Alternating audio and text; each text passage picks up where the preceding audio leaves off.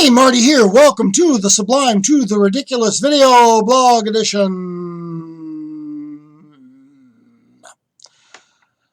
Our first cars. Our first cars mean a lot to us, don't they? Be honest, guys, your first car means more to you than your wife or your children or your parents. Be honest, guys, it does, doesn't it? We all know that. We romanticize our first cars, don't we? And why not? They're our first cars, our first of anything. It's worth romanticizing to a certain degree, even if it's a 1974 Ford Pinto wagon. That was my first car. I paid $950 for it. It looked good, ran good, at least for a while. Didn't explode on me. Don't worry about that. No. Despite the best wishes of my friends and family, the car never did explode on me. I drove the car for several years. Anyway, after driving it for a while, it developed a problem, and the problem was that it would bog down when you were trying to accelerate. And what I mean by that is, like when you'd get on the freeway and you'd clamp on the gas and try to get to freeway speeds, it would just do nothing. The engine would quit running, but it wouldn't accelerate at all or anything. And it was a bit of an issue, but my dad had a good friend who was considered a whiz with cars. I'll call him Cloyce just to give him a name. And one Saturday morning, my dad followed me out to Cloyce's house out in the suburbs, and we left it with him, explained him the problem. And he said he'd do what he could, and he'd let us know. So that was about 9 o'clock on a Saturday morning. Well, about 2:30 on Saturday afternoon, I get a call from Cloyce. Super apologetic. I'm sorry, Marty, I just can't do anything. I've tried everything I know.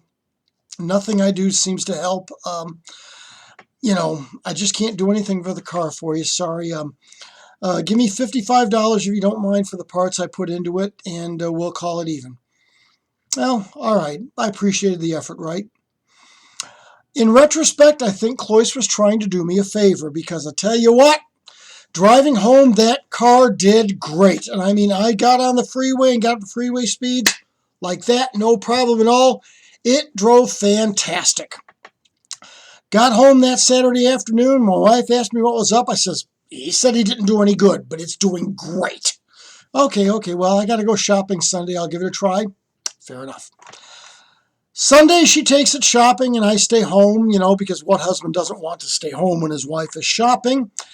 Anyway, she gets home about 6 hours later, and she says, man, I don't know what he was thinking. That car is doing great. I thought, fantastic. We got the problem solved, right? Monday morning, I'm sitting at the kitchen table with a cup of coffee, tying my work boots, and my wife comes down the front steps, and she looks out the window for whatever reason, and she comes running back to me in the kitchen. Marty, our car is gone. So I did the natural, if not relatively stupid thing, and I got up and I ran to the front door and I pulled back the curtain and I looked outside and I turned back to her and said, yeah, you're right, our car is gone. Well, after a Gibbs slap in the back of the head, I called the police and I made a report, and, my car, my first car, my dear 1974 brown Ford Pinto wagon was stolen. A day or two later, I was talking to my buddy Paul and told Paul my tale of woe. Paul shook his head sadly and said, man, I'm sorry for your bad luck. Then he adds, not only is the guy a thief, but he's got bad taste. Thanks, Paul. I appreciate that. Thank you for watching. Thank you for listening. Please like, share, subscribe, comment in the comment menus, whatever you like. In the meantime, this is Marty going from the sublime to the ridiculous. My first car was in bad taste. Probably too much of a reflection on me.